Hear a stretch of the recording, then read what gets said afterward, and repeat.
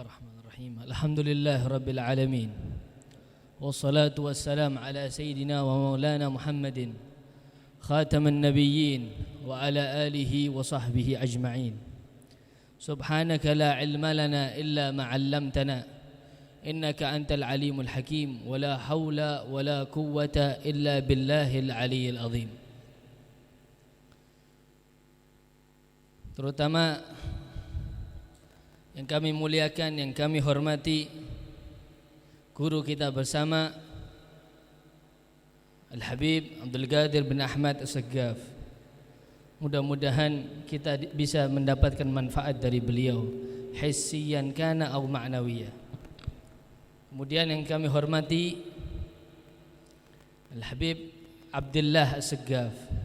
Mudah-mudahan diberi kesehatan selalu, diberi sehat wal afiyah fi ta'atillah. Amin amin ya rabbal alamin. Wa jami'il habaib, semua para habaib, tidak mengurangi rasa hormat kami kepada beliau dan para asatid di depan sini.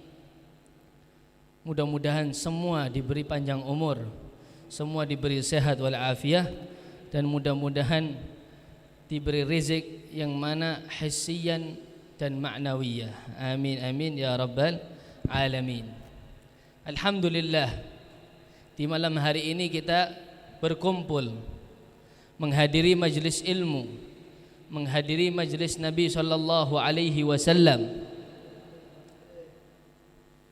di tempat yang mana setiap hari diduduki oleh santri-santri, oleh pelajar-pelajar pendidik di dalam Al-Qur'anul Karim. Ya.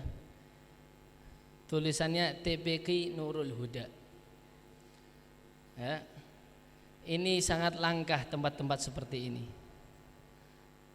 Ini tempat yang harus dilestarikan. Ini tempat yang harus dijaga. Ini tempat yang harus diayomi oleh masyarakat. Kenapa tidak? Kullayum yatluna ayatallah. Setiap hari dibacakan kalam-kalam Allah Subhanahu wa ta'ala. Setiap hari dilantunkan Al-Qur'anul Karim. Setiap hari para murid-murid mempelajari Al-Qur'anul Karim. Sungguh sangat mulia orang yang menuntut ilmunya Allah Subhanahu wa ta'ala, apalagi mempelajari Al-Qur'anul Karim, apalagi di TPQ ini terdapat ya, pendidikan rohani, bukan pendidikan hanya virtual saja, tidak, akan tapi pendidikan rohani. Dididik itu guru tadi mendidik seorang murid dengan Al-Qur'anul Karim.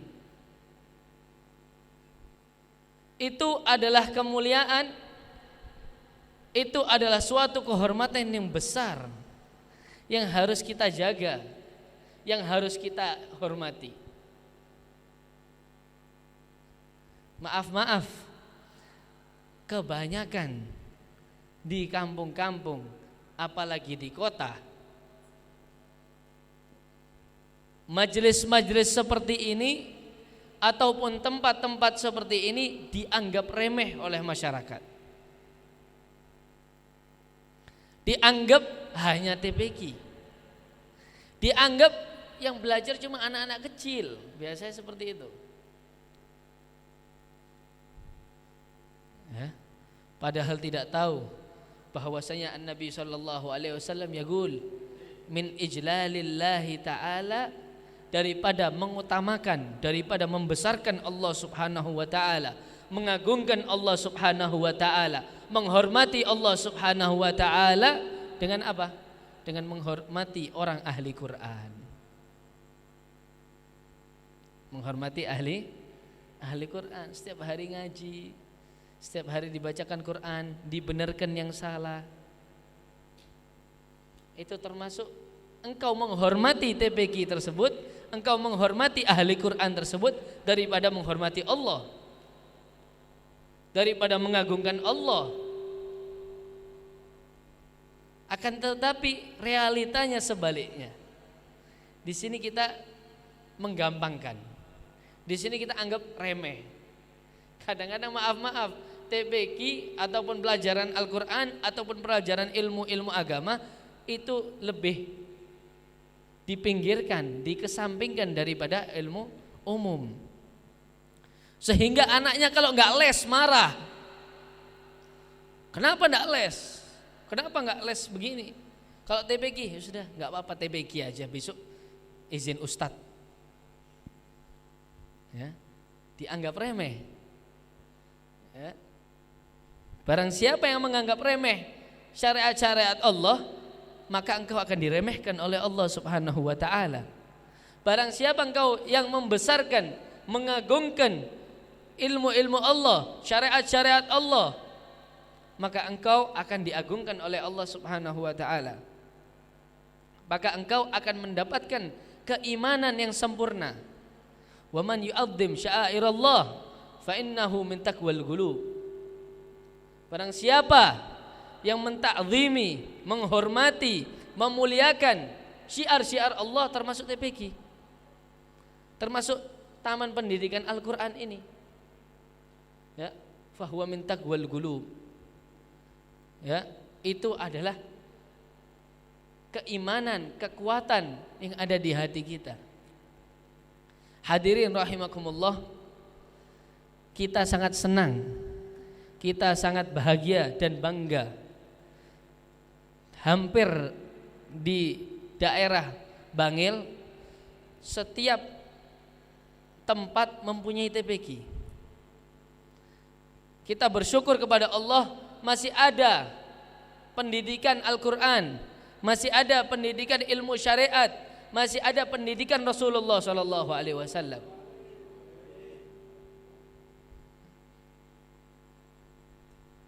Kita sangat bersyukur sekali dan kita sangat mengagungkan hal itu. Maka dari itu, hadirin, kalau ada majelis ilmu, kalau ada TPQ seperti ini, justru kita bantu, justru kita hormati. Kalau tidak bisa pakai uang, kalau nggak bisa pakai harta, pakai diri.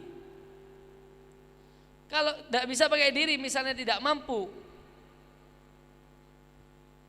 tidak kuat membantu, menolong TPQ dan lain-lainnya majelis ilmu, pakailah secara paling enggak engkau bantu dengan lisanmu.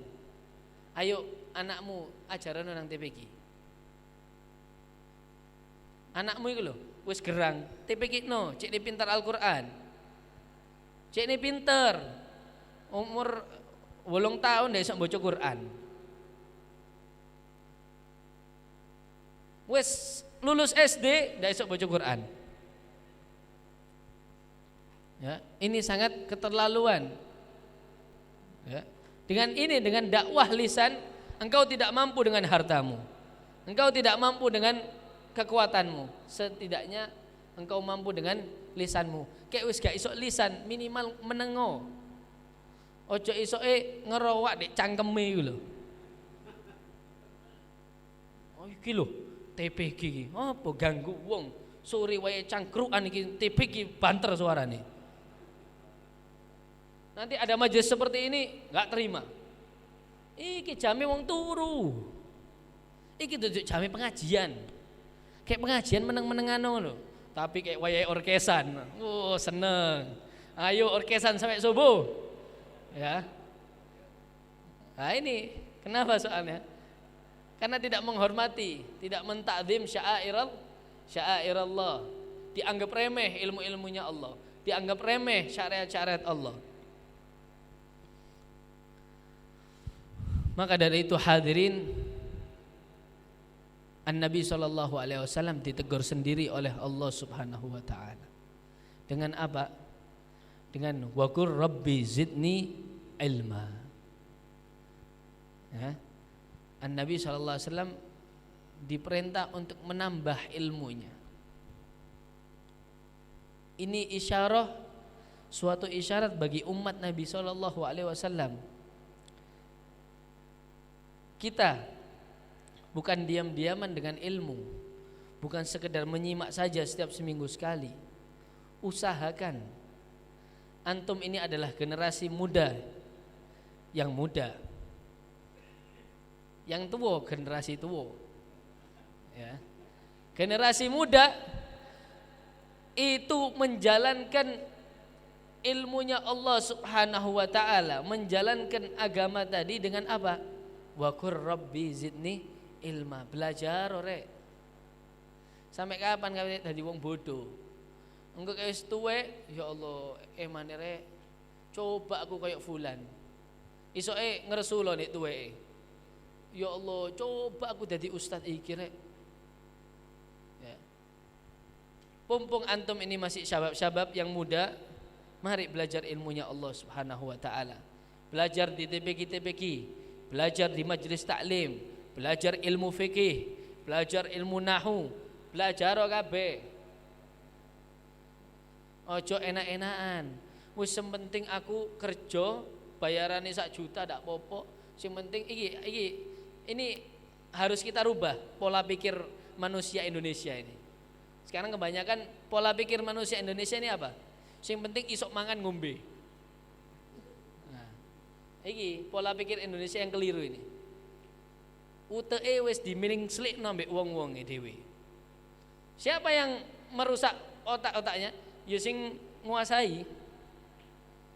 Gara-gara yang menguasai otaknya enggak bagus, akhirat tuh rakyat-rakyatnya melok enggak bagus. Maka dari itu hadirin, antum masih muda, antum masih semangat, masih bisa belajar, belajarlah ilmu Allah. Belajarlah ilmu Allah, belajarlah ilmu Rasulullah sallallahu alaihi wasallam. Jangan malas. Datangi majelis-majelis. Minta sama guru-guru kalian. Ya, ada Kiai Nur Khalis, ada Habibana Abdul Ghadir. Di pengajian, ikuti pengajian, bawa buku, bawa pulpen, tulis faedah. Ini bagi yang muda-muda ini. Semangat. Siapa penggantinya Kiai Hamid saiki? Ono. Sekarang sudah ada. Mungkin 1 2. Sekarang tinggal 1 ini Kiai Nur Khalis. Mana yang lainnya? Mana ahli tuqa? Mana orang yang ahli takwa? Mana orang yang dilihat wajahnya ya Allah nangis iling dosa? Sendi. Sing ono kayak ndelok ustadz ndelok ho iling jogete. Ustadz soalnya joget-joget kayak mari pengajian, ambil ngeband. Ya. Mana orang-orang tersebut? Mana Kiai Hamid? Ya. Mana mereka semuanya? Mana Mbah Khalil Bangkalan? Mana? Kita sudah kehilangan orang itu. Mana mereka? Setiap jalannya dakwai orang. Setiap di mana mereka duduk dikasih hidayat itu, diberi petunjuk. Mana orang-orang? Sudah hilang. Terus kalau sudah hilang, wis mari wis tak. Ya.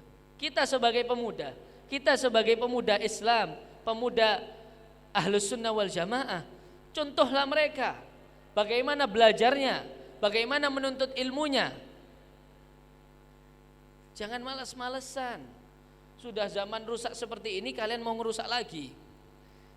Zaman sekarang sudah bobrok, zaman sekarang sudah fukoro, miskin semuanya, gak ono gaweane kabeh, kalian tambah gak ono gawene kabeh. Mau sampai kapan seperti ini? Wis corona, wis aku wis melok corona. Corona iki ya bikin jatuh rakyat, ya wis aku jatuh pisan ae. Nah ini yang pola pikirnya yang salah. Ya. Kalau pola pikir antum seperti ini semua, wahai ikhwan, wahai saudaraku, pola antum seperti ini, pemikiran antum ya sudah terima saja. Ya. Islam 5 tahun 10 tahun lagi di Indonesia akan seperti di Vietnam, akan seperti di Myanmar. Saiki kalian gelabat gelubut, Habib Rizik masuk penjara, wis mari. Ulama-ulama di penjara, dihukum, sudah, nggak ada gerakan, diam saja. Ya. lalu merasa ya wis mari kata ya apa maneng. Nah, ini pola pikir yang harus dari sekarang para pemuda, ayo belajar. Ayo gantikan itu kiai-kiai yang dulu hilang itu. Kiai-kiai dulu yang takut sama Allah. Kiai-kiai dulu yang ahli ilmu, yang mana ditanyai Kiai Khalil Bangkalan itu kayak hafal alfiyah kayak banyu. Kayak hafal alfiyah itu nadoman 1000 bait. Karangan Ibn Malik. Kayak ngafal itu kayak banyu. Nah ngafal aja wis ngomong aja. Itu Kiai Khalil Bangkalan. Endi wong Bangil? Endi wong Kedung Pandan? Ono sing kayak ngono? Ayo tunjukkan. Kalau tidak bisa engkau, anak-anakmu yang harus seperti itu. Jangan kau biarkan seperti ini saja. Ilmu ini semakin turun, semakin turun, semakin turun. Kata Nabi SAW, di zamanku, kata Nabi SAW, banyak ulama fikih, banyak orang-orang pintar, dan sedikit orang yang bertanya. Kenapa? Karena sudah pintar semuanya. Wa sayati 'alan nasi zamanun, bahkan datang nanti suatu zaman nanti, ya, katsirun khutaba'uhu, banyak yang ceramah, ngomong tok, ya, lambene tok, ya, qalilun fuqaha'u, sedikit tapi orang yang alim. Iso dihitung jari saya di Indonesia. Bisa dihitung jari, sing lain nih. Wah, ono sing guyon, ono sing joget, ono sing ngakak tok uripe, ceramah ngakak tok wis dah ono ilmune. Ngakak tok wis. Kongon melok komedian ambek Sule ngono. Ya. Banyak seperti itu sudah. Kata Nabi SAW akan datang zaman nanti katsirun khutaba'u, banyak yang ceramah. Qalilun fuqaha'u, sedikit yang alim. Katsirun sa'iluhu, banyak kok sing takok. Akeh sing takok engko. Beb, hukumnya wudu, ya. Ini ana contohkan ya, ada orang tanya seperti ini sama ana. Beb, gimana hukum wudu kumur, Beb? Iku wajib pisan ta, Beb? Kumur iku wajib pisan ta, Beb? Ya. Kumur iki sik takok wajib apa ndak? Ya, namanya matmadhah, ya, sebelum wudu itu basuh tangan, ya, setelah basuh tangan berkumur, sunnah hukumnya bukan wajib, Pak. Soalnya mulai cilik wis dikadonge ngono, ayo semua ndak belajar terus, cilik itu belajar. Sampai gede gak ero, akhir erone iku wajib. Ada yang seperti ini juga, ini pemikiran paling banyak di Indonesia ini yang harus dibenarkan. Yaitu apa? Yaitu menganggap kunut ini wajib. Kayak wong gak kunut, wah, iki wong neraka iki. Waduh, gak kunut iki. Wahabi. Ya, diketno wis seakan-akan orang yang gak kunut ini padha mek wong kafir. Ya, ini karena apa? Karena tidak punya ilmu. Madhab Malik gak ada pakai kunut, kata antum kafirno wong-wong iku. As-Sayyid Muhammad bin Alwi Al-Maliki gak pakai kunut. Kalian mau menyalahkan Sayyid Muhammad Alwi Al-Maliki? Nah ini apa? Karena kebodohan yang sudah merata di Indonesia. Jadi dianggap kunut ini wajib. Sampai-sampai ono ulama, siji ulama ngomong ini. Lah iya, iku wong-wong sing gak kunut iku. Ya seakan-akan orang yang gak kunut itu salah kabeh. Wah itu masuk itu Imam Malik masuk, Imam Abi Hanifah masuk di sana, Sayyid Muhammad Alwi Al-Maliki masuk di sana, ya, guru-guru kalian semua masuk di sana. Ya ini karena bodoh yang sudah merata, kebodohan yang sudah merajalela di mana-mana. Maka dari itu hadirin, kita semua mewasiatkan bagi kita, diri kita sendiri dan bagi anak-anak kita nanti generasi selanjutnya, mari hidupkan ilmunya Allah, hidupkan ilmunya Rasulullah. Sudah selesai, sampai kapan mau mati terus ilmu ini di Indonesia? Mari kita hidupkan semua ilmu yang ada di Indonesia. Hidupkan ulama-ulama, hormati mereka, beri mereka jalur untuk mengamalkan ilmunya. Anak-anak kita semua masukkan ke TPQ, ajarkan Al-Quran, ajarkan ilmu Allah, ajarkan ilmu Rasulullah, belajar semuanya. Kalau bisa mondok, mondok sana. Tepaan teko omah. Kakean TikTokan di omah. Kakean main Mobile Legend di omah, tendangan nang omah. Mondok apa nule? Sampai kapan bebel kowe ngono? Engko wis gedhe nganggur. Wis gedhe nganggur, bingung ngerti kerja apa. Kerja apa ya? Wis ujung-ujunge wis melok pabrik ae wis. Ayo semangat, mana ini ilmunya? Mana ilmunya Allah wa Rasuluh? Belajar. Jangan takut. Bagi wali-wali santri ataupun yang pengen mondokkan anaknya, jangan takut. Kenapa? Karena qala al-Imam Syafi'i, man arada akhirah fa alaihi bil ilm. Mau akhirat, mau masuk surga, mau masuk bertemu dengan Allah, fa alaihi bil ilm, maka harus pakai ilmu. Wa man arada dunya, barang siapa yang pengen dunia, fa alaihi bil ilm, harus dengan ilmu. Wa man aradahuma, pengen dunia saisine, pengen ilmu, pengen akhirat pisan saisine, fa alaihi bil ilm, kudu ambil ilmu pisan. An-Nabi Sulaiman dikasih pilihan oleh Allah. Hayya wahai Nabi Sulaiman, engkau mau memilih harta, kekayaan, atau milih ilmu? Ya. Lalu apa? Lalu fakhtaral ilm. Maka Sayyidina Sulaiman memilih ilmu. Maka Allah Subhanahu wa taala bukan ngasih ilmunya saja, ilmu sak kekayaane.